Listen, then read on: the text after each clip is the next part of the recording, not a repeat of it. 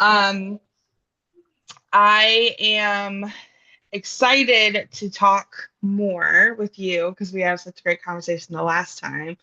Um, but yeah, I'm here to chat. I'm here to answer questions and talk about complicated things because everyone needs to hear about it. Nobody is alone. That is so important. Nobody is alone. Do you think people still feel alone when they're dealing with their mental health and mental fitness journey? Yes, 100%.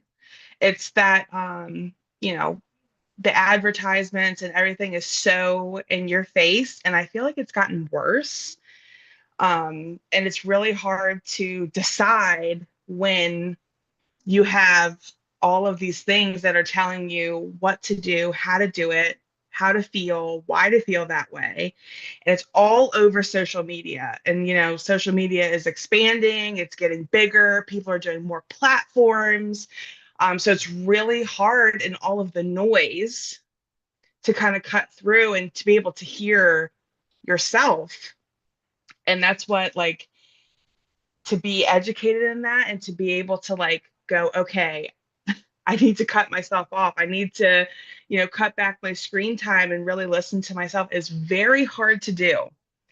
Very, very hard to. I even this morning, I had like some notifications on my phone and I'm looking at, like, it was Facebook, I think, and it was just infiltrated with all of these ads, and it's so targeted to a point where it's kind of scary.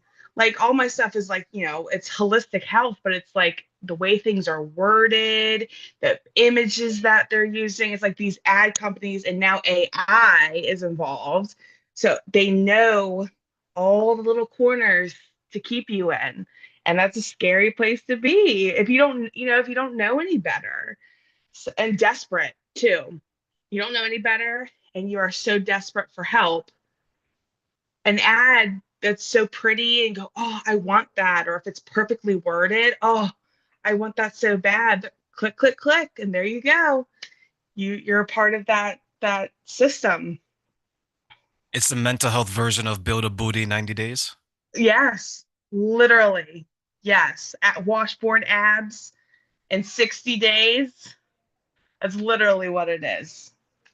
Get mental Oh, health, remove the narcissistic trauma in your life in 60 days. It's crazy. yes, yes. It in the buzzwords. It's like fixed, to be fixed, cure, healed. They use all of those buzzwords, and people go, "I want that. I want that so badly," and they're just like, "Who cares what it is? And if it's 30 days, even better. I'll pay." People will pay for anything. It's scary, to be frank. When it comes to those ads and social media, do you then think sometimes people will grieve not, let's say, for example, they're not able to obtain that certain type of lifestyle, meaning I'm fixed and so on. Do you think there's Mhm. a grief process because they're anticipating to be quote unquote fixed, but maybe they're not? Yeah, so you have anticipatory is a big one, and that causes a lot of anxiety. And then you have the people who aren't ready to talk about it yet, and it's kind of in your face and it pushes you, to kind of start stuffing emotions even if you're not ready to talk about it. It's just kind of everywhere. That's super duper overwhelming. And then also it's like this comparative grief. I've noticed, and I've had conversations with people too, there's this weird comparison that kind of pops up in the grieving process of, like, who is grieving worse, who needs the help more. It's a very interesting dynamic. I don't even know really where that stems from, but I think just, with media itself, it wants to exacerbate people's problems to, again, put the band-aid on it. So there's a couple, like, subcategories in that, to where it just kind of, again, because grief is such a multifaceted experience, you can have subgroups. So it kind of explodes. Would this be, when you talk about anticipating grief, anticipatory grief, is that more internal, external, or is that like both?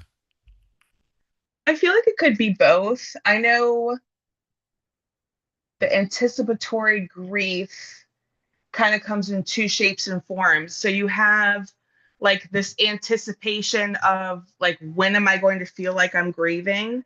Because everybody grieves differently. And that's kind of along the lines of that comparison. But then you have the anticipatory grief of your body is preparing to grieve because you're going to be losing something soon.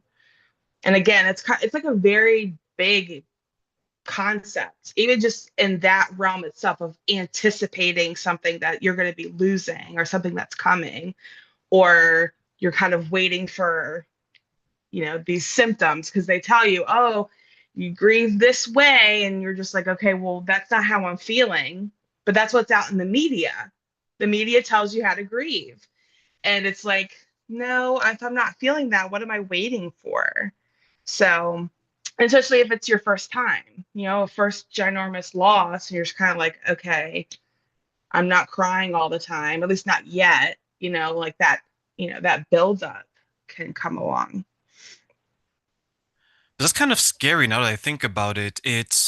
I log onto my computer or my phone, I go on the internet, let's say Instagram, Facebook, whatever, TikTok. Mhm. I'm told that within the first 30 days, I should experience this, the next 30, this, and then by the 90th day, I should experience this. But I don't go through any of those feelings because what I was told to experience in the first 30 days, 60 days, and 90 days, I'm still stuck on the first 30 days. And I'm like, okay, am I the problem? Am I not Mhm. getting it? Does that burden then become on the person who's going through it, thinking that either they're grieving wrong or they're not grieving in the way that they should be grieving? Right. And with that too, now, all these studies are coming out. Now we have these new diagnoses for grief, and one of them is prolonged grief. Not that you're going to be grieving the same way moving forward, but that heaviness and freshness and newness comes along with you for the longevity of the experience. And it's like one of those things too. We live in a broken system. So if the person is still broken, it's going to feed the beast. So there's again, that's what's so fascinating about this topic is because it is ginormous. There's so many ways to kind of look at it and go, who is the problem? If there even is one, there could just not even be a problem, but I'm being told because I haven't met that invisible marker, right? The world has put grief on a timeline, and that's not how grief works. And then you're going, oh my gosh, what's wrong? What's wrong with me? It's very easy to just go, it's me. I'm the problem. I have this. It's all of these things. And then we get on Dr. Google and go, what's wrong with me? And then it goes, oh, you have anxiety, you have depression, you have bipolar. You know what I mean? It'll just start spit, and then you go, oh God, you just cracked open a ginormous egg that you can't put back together. You're not grieving fast enough because you have all these other issues. Hmm. Or you have other things to do. You have other responsibilities, and you have to shove it in a box and then see when you can open the box again, if ever. It could just sit underneath your bed for the rest of your life. How does then the shame and guilt of prolonged grief impact the relationships of the people who are going through this, romantic or friendship? Well, it affects everything, and it's going to start with the person who's having the experience. So, and again, that looks so different for everybody, but we're not sleeping at night. You're overthinking things, you're reliving experiences, and then we wake up and we're dysregulated because we haven't slept. And then that dysregulation rolls into eating patterns, and that can start dysregulated eating patterns or not eating at all. And then again, we're dysregulated. And then we come into a room of regulated people, and these could be your number one people. and you're still ready to just come at them and start ripping faces off because you're so, you're so wound tight and you're holding it so tightly. It's just, there's no room. At some point, we run out of room in this space, in this suit that we wear every day, to where it just starts spilling out. And it's going to spill out in uncontrolled places and spaces with the people you love, the relationships you're in, whether that's, with work, friends, husbands, wives, partners. It'll just, it'll find its way, and, Someone I and, knew. Go ahead. Go ahead. and sorry, with that too, with the relationship piece, depending on what kind of relationship it is to the experiencer, those people in the circle are also grieving too. So then you have a very large grief ecosystem that has to be aware by the support and the experiencer. I think sometimes I can get lost because, to your point, if there's two or three of us that are grieving, and I see one person within, let's say, 6 to 9 months, they're able to move forward, and their life currently after that process resembles their previous life, how it was before this Normal. grief, normal, right? I'm trying not to Mhm. use that word, but I yeah, let's say know. they've gone back to normal, right? In quotations.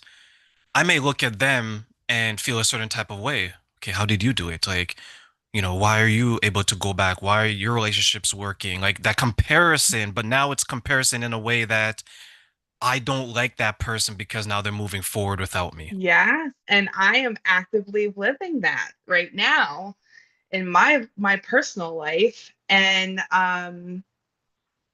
everyone is grieving differently. The experience happened to me.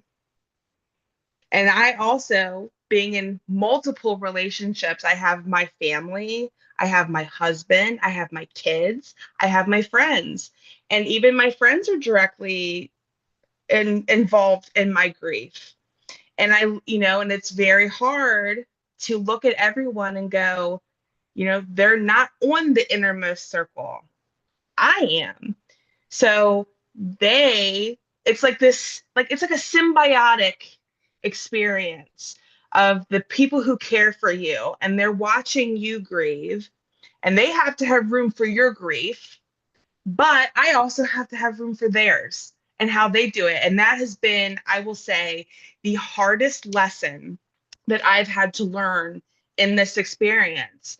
And it throws wrenches in, it causes, a little bit of headbutting, but when everyone can come to a point where there's some even ground, it actually opens up relationships a little bit because everyone comes to understand each other in a totally different light. It's it's that's very hard to explain because it's like, how can your mother see you in a different light? She's known you your whole life. Well, you would be surprised what that does for any kind of relationship in that circle. Do you think sometimes there's a lack of understanding from the person who's going through the grief and the people around them who's seeing them grieve? There's a generational difference. What do you mean There's by 100. generational? Well, I can speak to, again, my personal experience and with my parents and their grieving style versus mine. My dad, yeah, I mean, gender, we can pull gender into this as well. The men have to be buttoned up and they have to support and, be this rock hard, I don't cry. And then the women are supposed to be crying. And then we have that generational addition of, back in the 80s, mental health wasn't even a thing.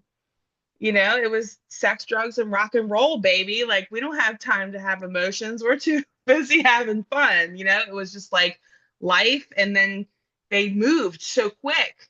And now where we're at, and I think our generation is really lucky that we're kind of in the thresholds of development of mental health because now we're understanding it. There's science, you know what I mean? And these poor I'm not going to call my parents old, but you know, we can teach old dogs new tricks and explain to them like, hey, this is how you grew up, this is what you learned, but look big picture at what that's doing, right? It's like it's scary to step back and it's scary to admit mistakes or you if you handled something incorrectly or whatever, but to, go, wow, we can all, despite gender, despite race, despite um, generations, again, it just comes back to this simple thing of we're humans having a human experience. How can we learn from this? And even being willing to learn, it's my way or the highway, and it's like, no, it's not that way anymore. And we're evolving and we're all, we're learning as we go.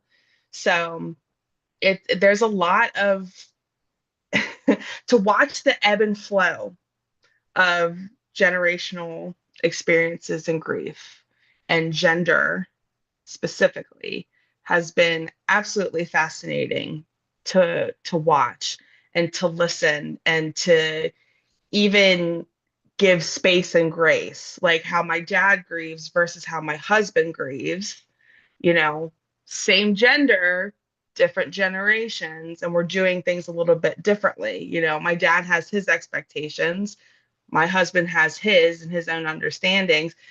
Does it make things a little spicy? Sure, it does, but no one's wrong. Everyone is incredibly valid in what they're saying. But again, enough space is given to go, okay, I'm going to spin over here and you're going to spin next to me. And this is just what the experience is. They could be spinning different directions, but they're still next to each other. So very I think dynamic. that, yeah, no, I think that is absolutely key because we don't, I think sometimes what gets lost is that we'll tell people that, well, grieve in this way because we think it's better, but we don't take a step back and say that I grieved in this way and it worked well for me. Right. Maybe, right? You want to try this, right? As maybe just a light recommendation versus someone coming along, well, you're grieving wrong. You should be back at work 16 hours to forget your Yes. thoughts and your emotions. And it's that old joke, right? After you break up with someone, well, the best way to get over someone is to get under someone, right? Hmm. You would just do something that's Yeah. totally Do out of something else. character. Yeah, yeah, out of Yeah. character. That's a very good point. Because again, you have to give people space, space and grace. Like that's like how I've been that's how I've been trying to navigate it is like, okay, we're all dealing with it, but you need space to figure it out. And I'm gonna try to understand, maybe not 100%, but again, it's like there is no timeline and there's no one size fits all. I was speaking to someone who is a part of a few grief groups, and she was helping people, and she lost her partner, and then she was trying to date again, and then it just didn't work out. And the reason why I share that point because it brought up this part of the conversation, and I asked her from an anecdotal perspective. I was like, "You ever realize that some people or many people in these sessions, whether they're Zoom, in person, wherever, they have a difficult time talking about relationships as they're grieving or afterwards." And she took a step back and she was like, I was like, think about it. Do you ever hear someone talk about their husband, their wife, their boyfriend, their girlfriend during the grieving process? It's like they have the grief, but based on this lack of conversation, you don't know if they even have the support system or if they even Mhm. have someone in their life that will come to them proactively and offer assistance. When it comes to community and that one or two people, is that still a struggle for some people to have around them? Yeah, definitely. And again, it comes down to that the expectations that has been placed on this very large topic. And it's like, okay, oh, and two, with like the generational understanding, it's like, oh, that happened to you. So what do I have to be sad for? So they go off on this independent tangent and they search, and and community is important in any aspect, especially in loss. I will definitely, attest to that. um but yeah, you don't know if people have the right support. You truly don't. And a lot of people, again, with the stereotypes of group settings, people's egos get in the way that stops them from going, or people think that they're too broken because they've been told they're too broken, right? That can take, oh, I don't want to make anyone else sad, or or there's people, again, with that, the comparative piece of this is like, oh, I need to go and make everybody sad because I need the attention, because I'm not getting it at home, or I need it so badly. I need people to hear me, right? There's a lot that, again, that can kind of be, siphoned out a bit, but it's there's so many different types of people. So when you come to these groups, you kind of don't know what to expect. Anybody can go to these groups, and you don't know. It's like, what is home like? Are they going to work all the time to block this out, or what have they picked up in kind of, in the search of filling this hole that's been created? And it could be anything. It could be anything to fill up that space. But grief group is important. It's a very And it goes back important to your place to point be. about generational, right? Like if someone is a little bit older, they may go to someone or these settings or these sessions by themselves. It doesn't mean that their partner's not there, Right. Yeah, yeah, right? It's yeah. just their style. Like I can see maybe our generation, those younger than us, wanting to involve their partner either by Hmm. speaking of their name or including them. But I think many times, in general, maybe the start of the journey is you seeking answers. So of course it's going to be solitary. 100%. Yes. And that is a very isolating road to be on, because, again, with that uniqueness of the experience, there is, you know, not everybody wants to know the whys. You know what I mean? And that's when, the people will say, like, oh, God needed them. Like, all the belief systems start getting tied in, and not everybody, some people, again, with those steps or the process of grief, anger comes and goes, or anger stays for a long time. And religion isn't the right place for everybody during grief. They do need the answers, and they're going to lean heavily on that, and going, okay, I need to talk to so and so because I need to hear it from them, or I need to do tests, or I need to understand something. So it's very, very interesting with that piece of, like, who comes, who doesn't come, or if the person is willing to go home and absorb from group, and then they go home and they have someone to tell it to, or they don't have anyone to tell it to. Or people go to group because they're lonely, and they meet other friends, and they're that's where that community starts, especially with the older folks. And the loneliness pandemic that comes with the elderly these days, they need people. We all need each other. The brain is designed to communicate with other people. But they lose somebody, they lose their partner of life. And back then, these people are staying married for ever. They're married for so long, and then their person is gone, or you know they're just kind of like, well, I don't know. And that's where other things come in. Yeah, to be that person experiencing spousal loss and then you share, and then the next person right after you shares how their spouse is helping them through a loss of a brother. Yeah, yeah, it's amazing that we all, in some shape or form, experience grief, but it is so personalized. I don't know of any other human experience that is so widespread and just so personalized. I really can't think of anything else that would be that large because again, it's just we're all on these different paths. I look at when I lost my grandmother in 2024, and I went to celebrate her anniversary last year in October 2025. And my partner at that time, I was looking for support from her, Mhm. just along that journey because we're going to celebrate the death anniversary. Shortly Mhm. after that celebration, my relationship with her ended just because of the behavior around my grieving experience. Like she wasn't as supportive, and Interesting. she kind of mocked it, Mm, which was difficult to accept. I say that yeah. not only was I was grieving my grandmother, I was grieving that relationship because my relationship with her was in this space was so Mm, well known, right? And when you're in the grief and mental health space, you bring your partner along because you're helping other people. So you want it to be like a team. It took me, mhm, Mandy, probably about 6 months before I can share with my community that that mm, relationship had ended because I was thinking, okay, are people going to judge me? What are people going to say? Are people going to mm. ask these questions, right? But the biggest one is probably the answering of the questions.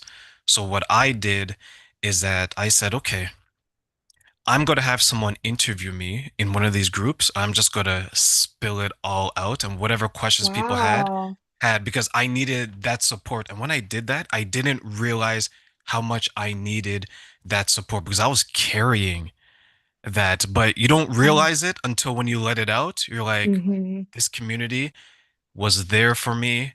I no longer felt I needed to hide it, especially the way mm, it happened, because we hear, right, where someone passes away that's so close to you and it negatively impacts your relationship, either because you're dealing with strong emotions, or the person wasn't there for you, or the person says inappropriate things, or the person just wants to carry over. But here I was experiencing it, but I was grateful mm.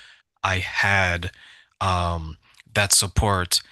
And I share that because when you hear stories like that, how relationships end, either mine or other people, what are your Yeah. thoughts about that? It is very much make or break. It it truly is. What, especially when it comes to the inner circle, your very inner circle. So your very personal relationships, because again, where people are in their in their space, it just, their thinking patterns, their personal core beliefs really, really show up in the grief process. And again, like I just think about my husband and I and our grief experience. So, the last 2 years, I've had two back-to-back second trimester baby losses. And this last one, our son Asher was born in May, and it was we were supposed to have this baby. This baby was supposed to be born. Everything was healthy. Everything was beautiful. And it was all of a sudden, it was like Groundhog Day. And for my husband, who is in recovery from alcohol, and he's working on himself and he's doing, just learning himself in a totally different light. And when those worlds start to collide, of different emotions are flowing and we're figuring things out because this grief is forever in some capacity, you know so it went from this hard focus on him and his journey to then now my journey again. And what we learned from the first time with our son Tyson in 2025 to now what we're learning now with Asher in 2026. Like, did we grieve wrong? Did we not have the conversations? And it was, for me and my grieving style, I'm the answer seeker. I want to know what happened. I want to know why. My husband's grieving style is very much, kind of in the background. He wants answers, but he's not, it's not make or break because he's just trying to have this very large experience. He's trying to be open, have some openness. So I'm getting answers. I'm asking him questions. And these questions, he's like, he knows that I need these answers. Does he want to give them to me? It's a weird place to be because emotionally he's being pushed, right? I'm in a different state where I can handle it. I want that. But he, on the other hand, because he knows he needs to be the strong, supportive man that that he is, but my dad wants him to be, what's nothing on my dad for that, because that's just my dad being a dad to a daughter. But that different emotional understanding and what we can take, what our hearts can take. And my husband has such a sweet heart, and it's hard for him. He doesn't want to see me in pain. He doesn't want to see me sad, and then on top of this ebb and flow of different grieving styles, we also have children in the mix. We have living children, and we're navigating their grief and their grieving styles. And, this dynamic that's in our house of my 11-year-old son and then my daughter, who is neurodivergent and her understanding of what's happened. And we have different, and then my husband and I go, how do we handle this? We don't know what we're doing, and then it's, we bring it to the council, to my family. What do we do? And my mom has her opinion, and then my dad has his opinion, my sister has her opinion, and everything is valid, but there's difference of opinion mixed in. There's different emotions mixed in, people who were there with me in the room and the people who weren't in the room and their thoughts on what's happened. So it's like in that inner circle, there's just all these emotions are ping-ponging off of everybody. And then, difference of opinion, difference of feelings, different in experience, like when both the times I had, when I had both Tyson and Asher, my mother was in the room for both. So her experience and her viewpoint and what she's seen from that experience, she has a different perspective versus, my dad, who he came to visit. He was there at the hospital, and he went home because he had other responsibilities with my siblings and my kids. My kids were in that mix, so it's just this having to have respect and space and grace and going, am I approaching you from an emotional standpoint to where I don't really want to hear what you have to say? Or am I open? And both people in the relationship have to be very cognizant of that, because it's very easy to just go, oh, screw this, screw you, it's so easy to do that. And and I'm no perfect person. I'm a human being, and I would come at my sister sideways and she'd be like, I hear you. There was no judgment to be had. There was a level of understanding, but my sister is willing to have that understanding with me. My husband is willing to have that level of understanding to where if things are a little bit heated, we know what to do. We have coping skills, right? Do we need each other right now? Maybe we need to step away. Maybe we just need to take a break. Or maybe we do need to sit and hash it out. It comes down to coping skills and willingness. I think that you have to have a little bit of a level of emotional intelligence with that. But I'm not saying a cup full, it could be a teaspoon. You know what I mean? So it's like really living life with people, you have to live it with them. And that's, you have to learn from that. And that comes with different seasons of life. Truly. In general, then, what are some of the obstacles that people can face when they're trying to communicate their needs and the other person maybe isn't able to Oh, listen to it. Yeah, I mean, being able to communicate in general, to have the words, because sometimes there are no words. Truly. Sometimes the emotions are so big that not one word fits it. And what I do is I like to give people images. I'm a very visual person. So I will explain to people if I don't know what emotion I'm having, but I'm having something, I'll say, this is what it feels like. So, for example, fresh grief for me, or the rehashing of grief with Asher and having been grieving Tyson for a year, I said I was in a field full of fog. Don't know which way is up, don't know which way is down, but I know I'm near water because I can hear it. That was what fresh grief was like for me.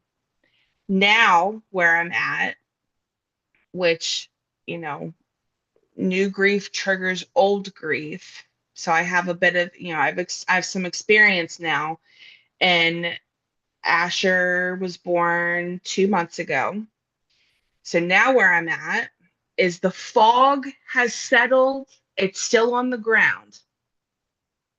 And I can still hear the ocean, but I can see the sky.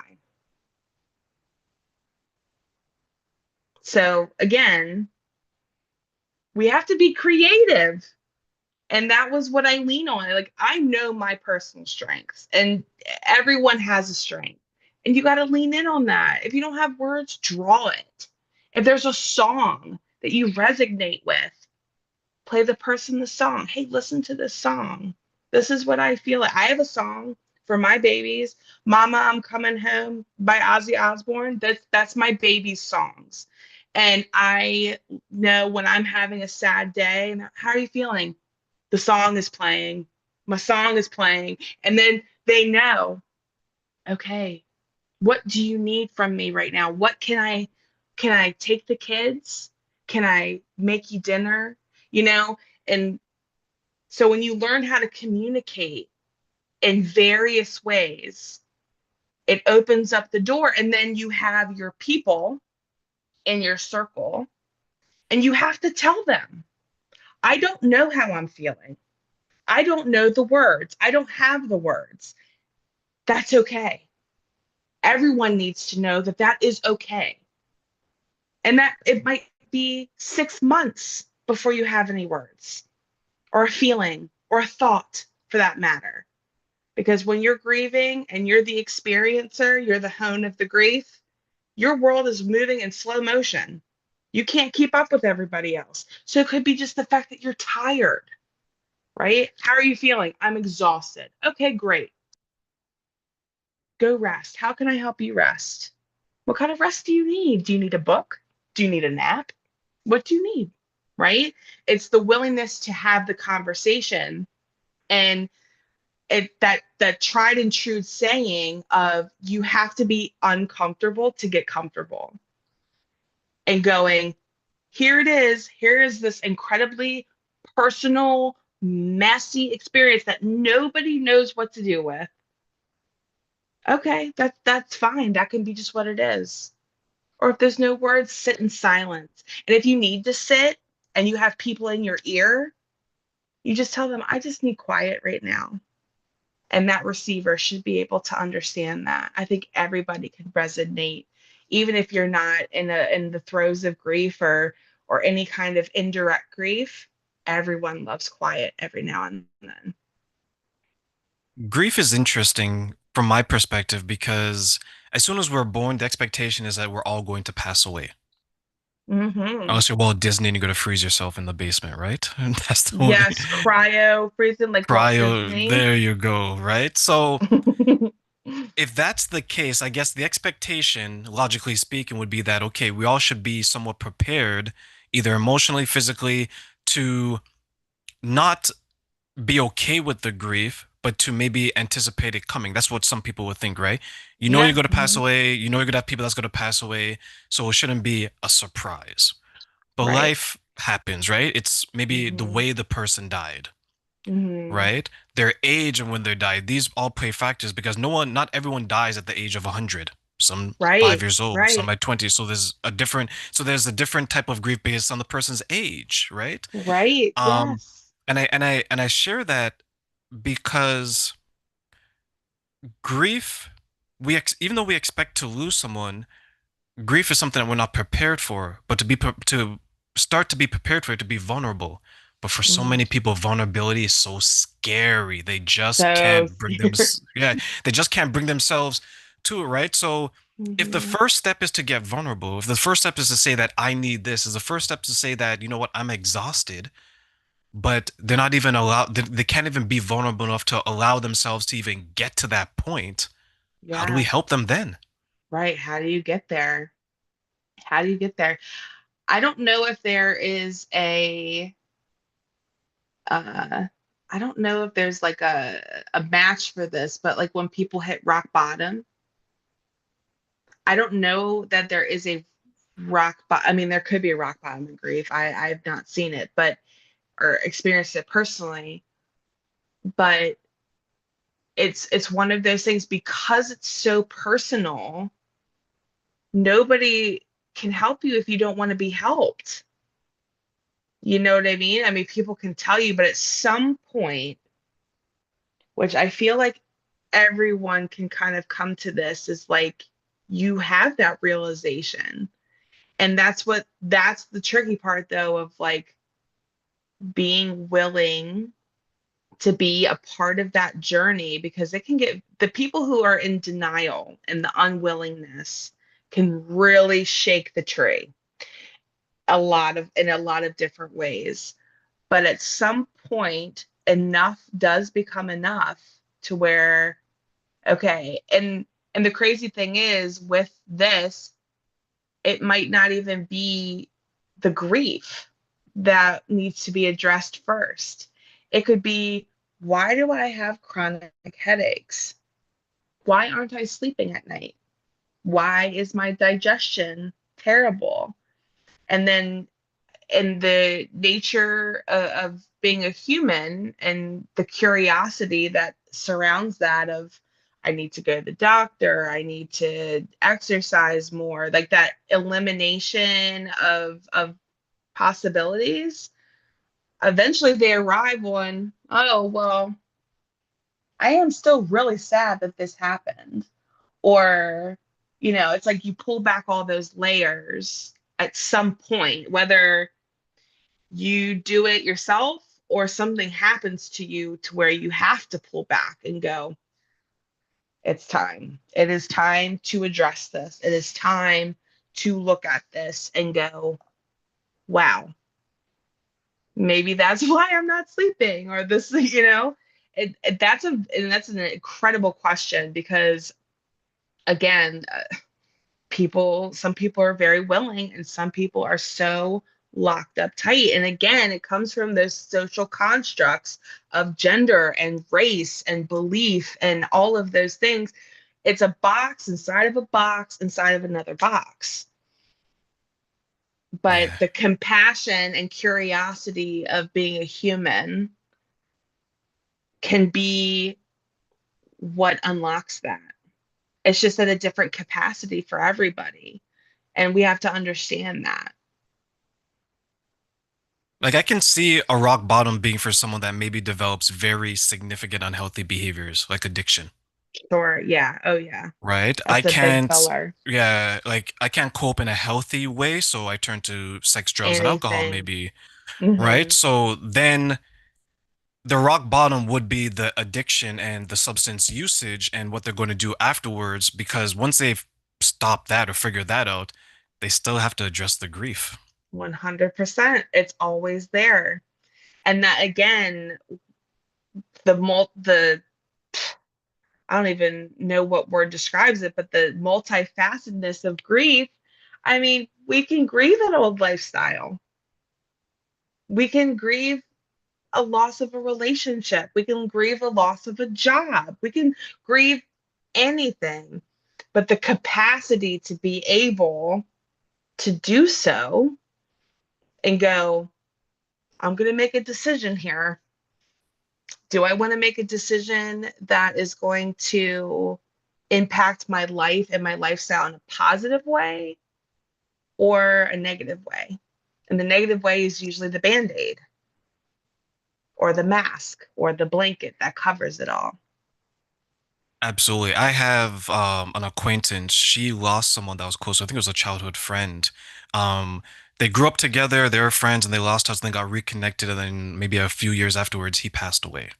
Mm, And she was grieving this because she reconnected and things were going well, and she was remembering all these beautiful childhood memories, right? And then mm, he was gone.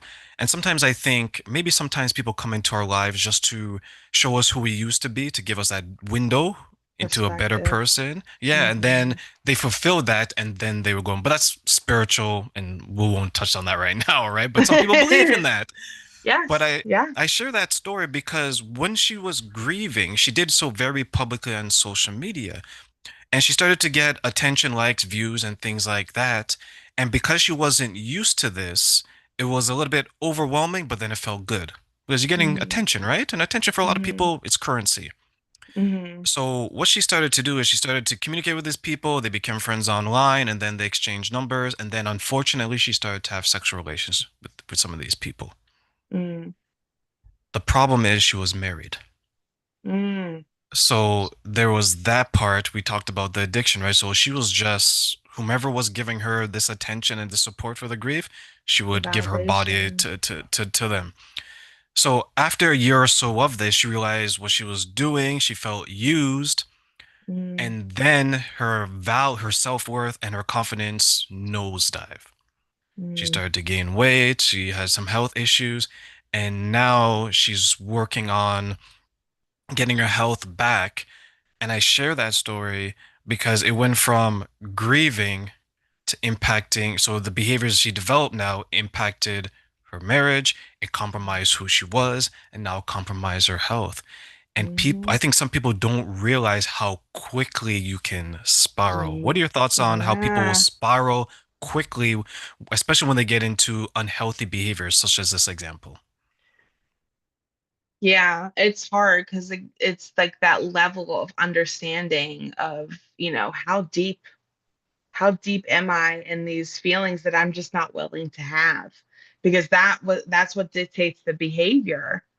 Is it so bad that I just can't handle it and these feelings, I need to get rid of the feelings. There's just, it's the bubble. I need to get rid of the bubbles and I need to settle it and I need to settle it now.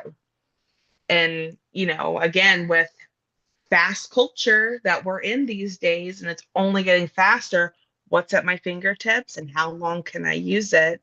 And then again with that piece of reflection, that window that tends to open and go, oh, mm, am I okay with this or am I not okay with it? And then or we get in trouble, and then again, it's put in someone else's hands, and then now you have to go through this journey. So it's very, very it just to watch it happen to somebody, of just like this tear apart of your body and what that does. And I mean, again, yeah, it's like that piece of what is rock bottom. Well, I could come out of this with a chronic disease. And then we got something else to grieve, don't we? Oh man. And now we have to change our lifestyle, and then we're grieving an old lifestyle. And it's you know, those fast fixes. Is this really good for me? Is this really going to help me, or is this only going to make it worse? And you have to look yourself in the eye when you're asking that question, truly. And again, the capacity in which you're willing to take that. Is it coming from somebody else? Is someone else saying that to you? Is it the thought? Are these thoughts organic? Is this coming from me? Am I hearing this from somewhere? There is so much that goes into that, because it is like a freight train. And at some point, that train it's coming off the rails, and then there's nothing we can do about it. So it is very tricky. It is so tricky. Let me ask you one final question, Manny, before I let you go. I want to give you Yeah. three wishes for this question. Because we touched on Mm, it a little bit, and I want to get your thoughts. What are three things you wish people knew about the identity that they're going to be creating after grief? Or shouldn't say after grief, during the grief journey. mm. I would wish for people to be able to give themselves grace, to have that, and be willing to have those conversations. I feel like grace and conversations go hand in hand, but those would be my two wishes: to have those hard conversations, to pull back the covers. And I think